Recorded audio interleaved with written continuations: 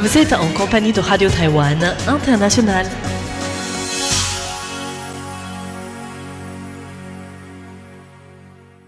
Bonjour à toutes et à tous, bienvenue sur Radio Taïwan International, le programme de ce jeudi 4 décembre 2025. Tout d'abord, Lisa Dufaux vous présentera l'actualité taïwanaise du jour.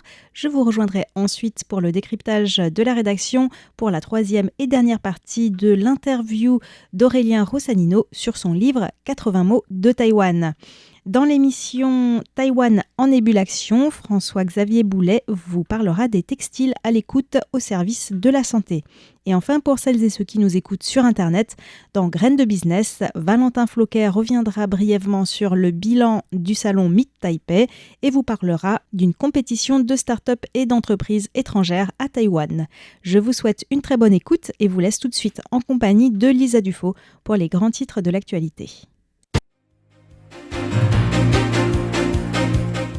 Le président Lai Ching-te s'exprime par visioconférence lors du Deal Book Summit du New York Times.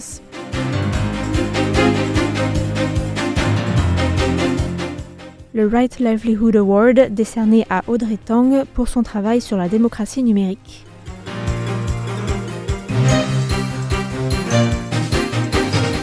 Taïwan et l'Inde cherchent à renforcer leurs relations économiques et commerciales.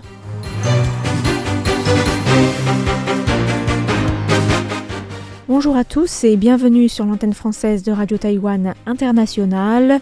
Ici Lisa Dufaux pour vous présenter le journal de l'actualité de ce jeudi 4 décembre.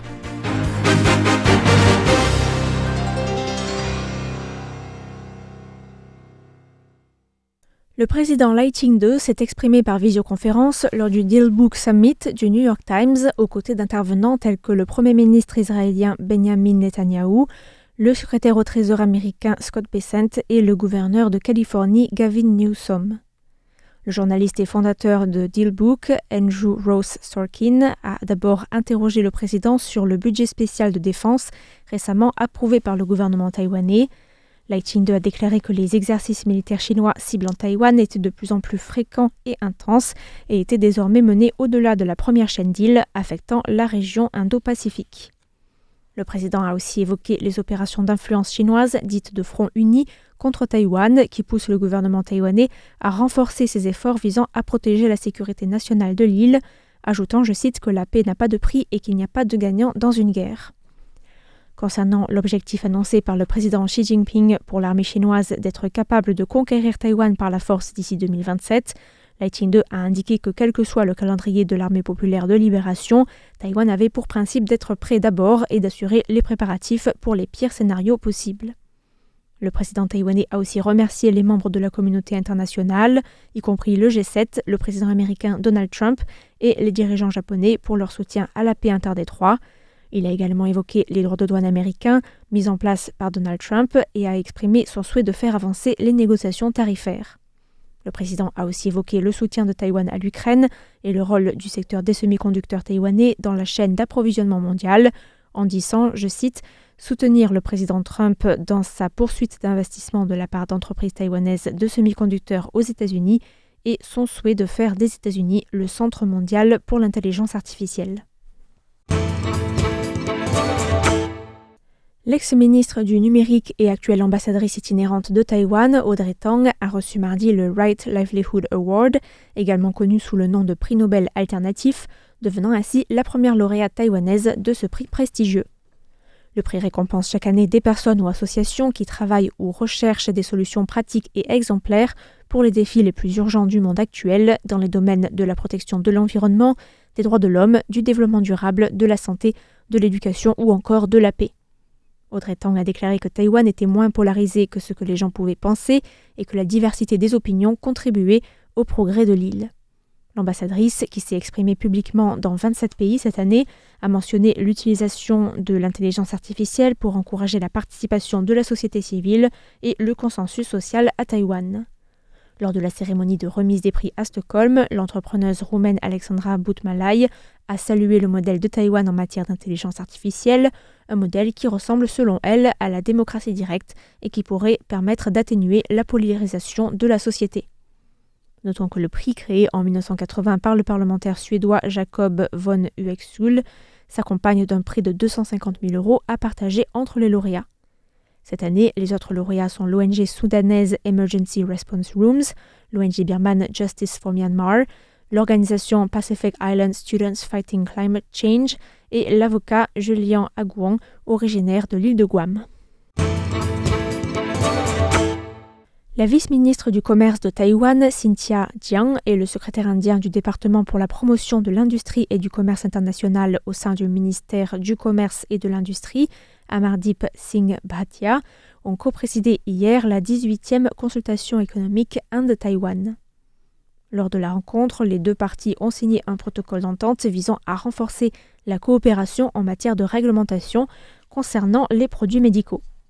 Un autre protocole d'entente a été signé dans le domaine de la coopération financière entre l'Autorité internationale des centres de services financiers de l'Inde et la Commission de contrôle financier de Taïwan, une nouvelle étape dans la diversification de la coopération entre l'Inde et Taïwan selon la India Taipei Association qui représente l'Inde à Taïwan.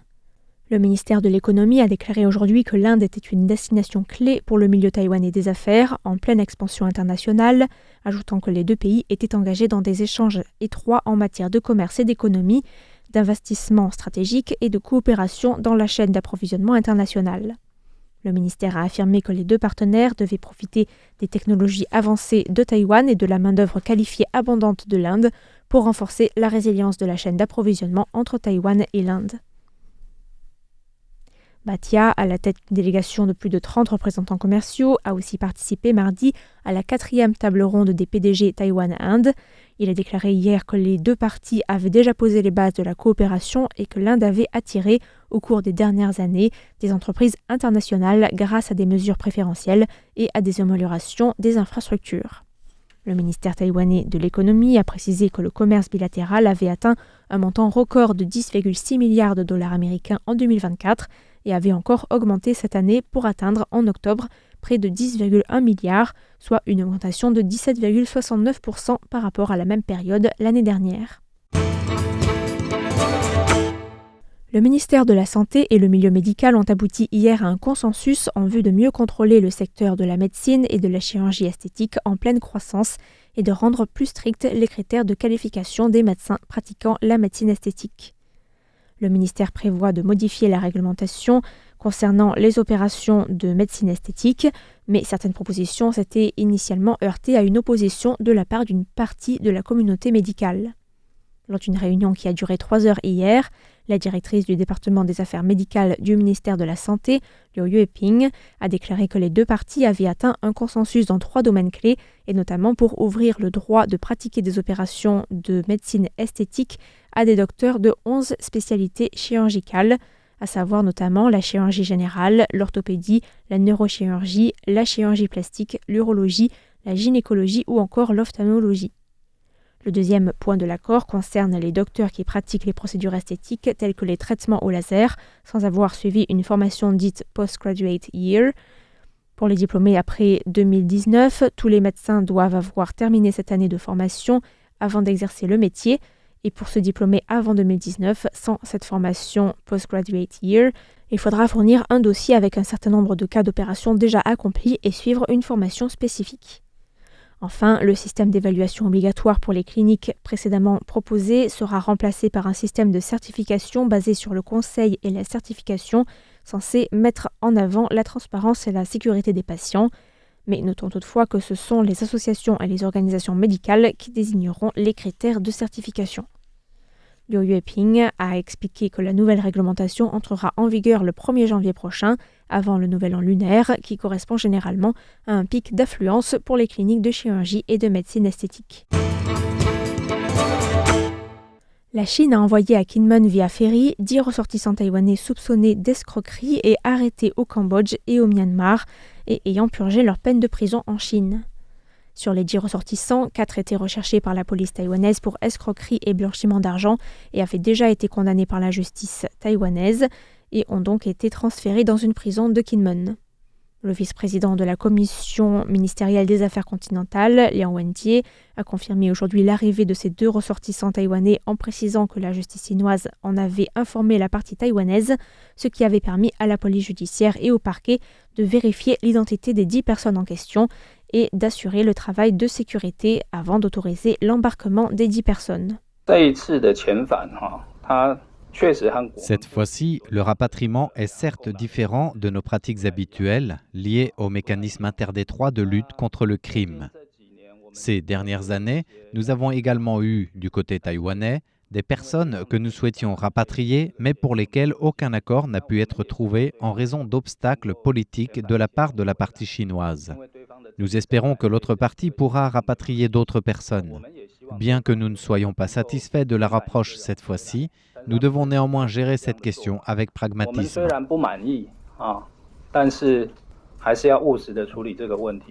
Selon la commission, à la fin septembre, 873 ressortissants taïwanais impliqués dans des affaires d'escroquerie étaient détenus, poursuivis, jugés ou détenus en Chine continentale.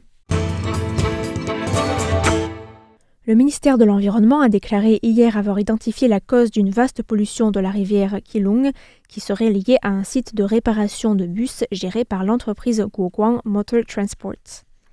L'enquête fait suite à des odeurs d'essence détectées en novembre dernier dans l'eau du robinet de plusieurs arrondissements de la ville de Keelung, ainsi que dans certaines parties du Nouveau-Taipei.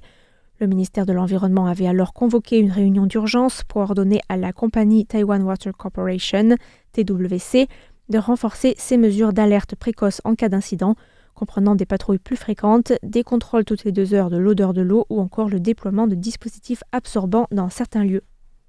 Le ministère a indiqué hier dans un communiqué que les inspecteurs chargés de chercher les zones à risque près de la station de pompage de Badou le 1er décembre avaient découvert que le site de réparation de bus rejetait de manière illégale des eaux usées non traitées dans la rivière et stockait de l'essence sans structure sécurisée contre les fuites. 2 actes qui constituent des violations graves de la loi de contrôle de la pollution de l'eau. Le Bureau de la protection de l'environnement de Keelung a ainsi ordonné la cessation immédiate des opérations de l'entreprise. Par ailleurs, le ministère a indiqué que d'autres sources potentielles de pollution avaient également été identifiées et qu'une force spéciale environnementale et des agents de police avaient été déployés pour collecter des preuves. L'approvisionnement en eau depuis la rivière Keelung a été suspendu le 27 novembre dernier et ne reprendra qu'une fois le site pollué nettoyé. Si la contamination persiste, TWC prévoit de contourner la section affectée en installant un tuyau temporaire d'1,5 km, puisant l'eau plus en amont, un processus qui pourrait prendre environ 10 jours. La ville de Keelung a indiqué que la contamination avait affecté plus de 71 000 foyers à travers 5 arrondissements et a annoncé des subventions pour l'achat de bouteilles d'eau, pour le traitement médical des symptômes liés à la contamination de l'eau du robinet et pour les nettoyages des réservoirs d'eau potable installés sur les toits des habitations avant le 31 décembre. Le célèbre feu d'artifice de la nuit du Nouvel An, organisé chaque année depuis la Tour 101, dans le centre financier de la capitale taïwanaise, sera cette année précédé d'un spectacle de son et lumière sur le thème de Disney, projeté chaque nuit du 27 au 31 décembre à l'occasion des 30 ans des films d'animation Toy Story. La présidente de la Tour 101, Janet Jia, a montré hier un aperçu des festivités de la Saint-Sylvestre avec un décompte prolongé de la nouvelle année et un spectacle incorporant des personnages de Disney et notamment des personnages de Toy Story.